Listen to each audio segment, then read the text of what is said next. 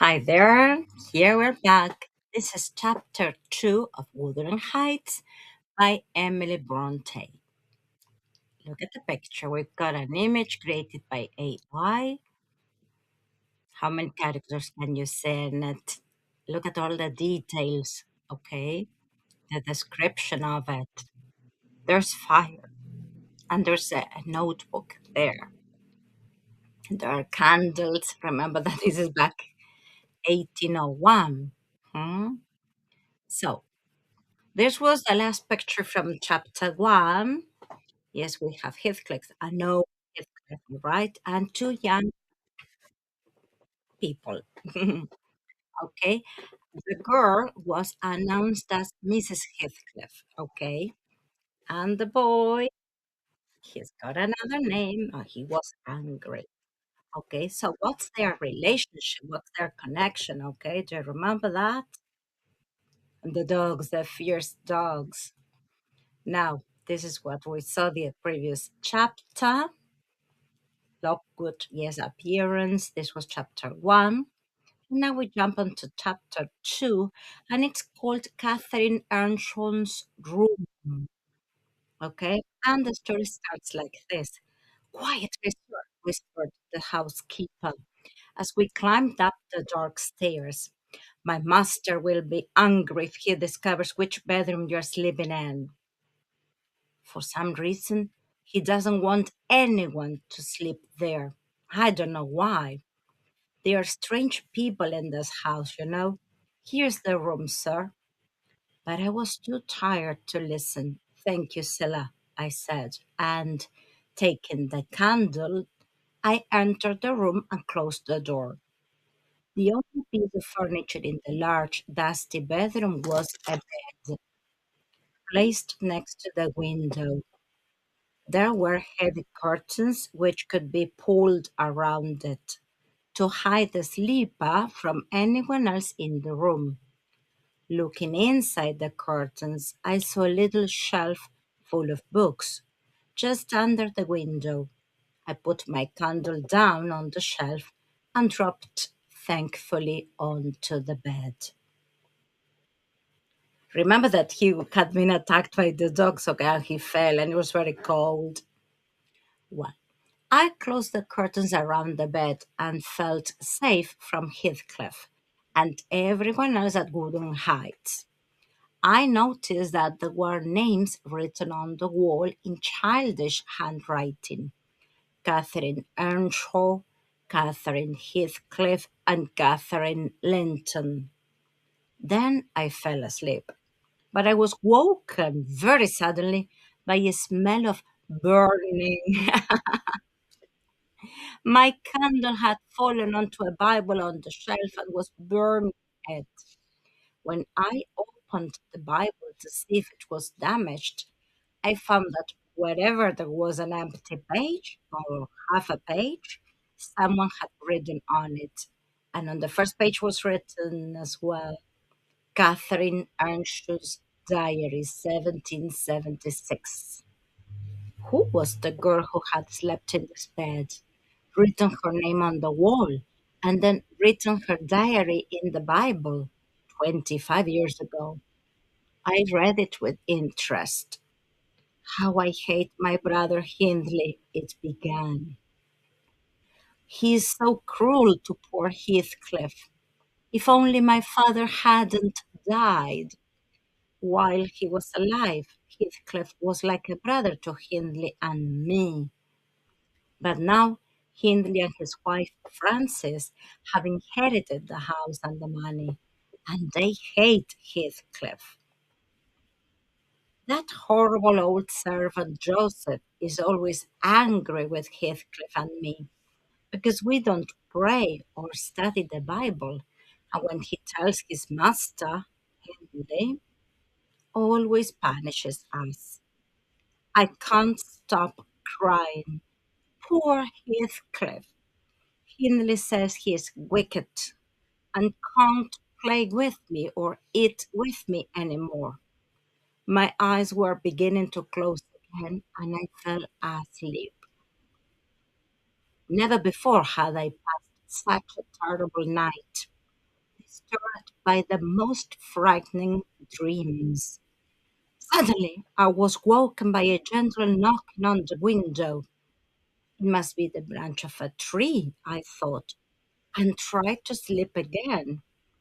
Outside, I could hear the wind driving the snow against the window, but I could not sleep. The knocking annoyed me so much that I tried to open the window. When it did not open, I broke the glass angrily and stretched out my hand towards the branch. But instead, my fingers closed around a small, ice cold hand. It held my hand tightly, and a voice cried sadly, "Let me in! Let me in!" "Who are you?" I asked, trying to pull my hand away. "Catherine Linton," it replied. "I've come home. I lost my way." There seemed to be a child's face looking in at the window. Terror made me cruel.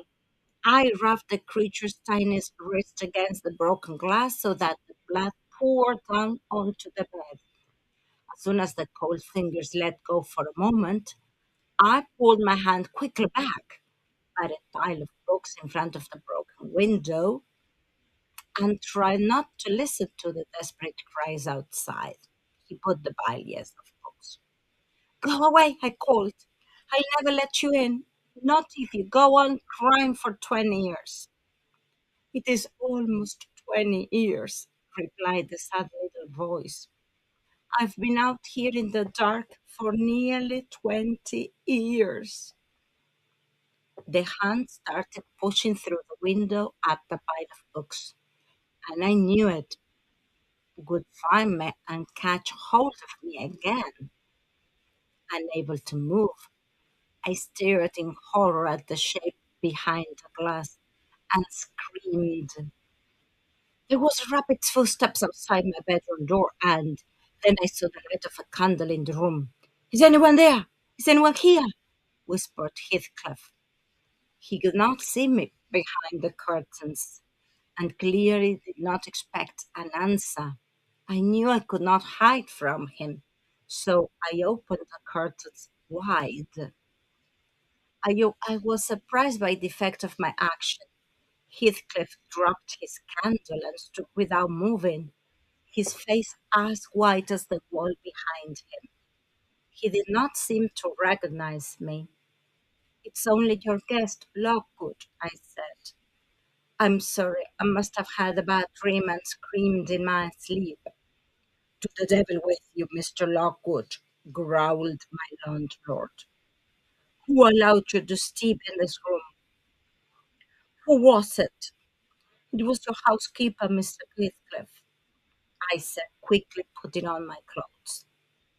"And I'm angry with her myself. No one can sleep in a room full of ghosts."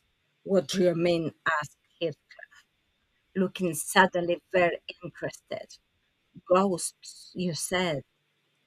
That little girl, Catherine Linton or Earnshaw or whatever her name was, must have been wicked.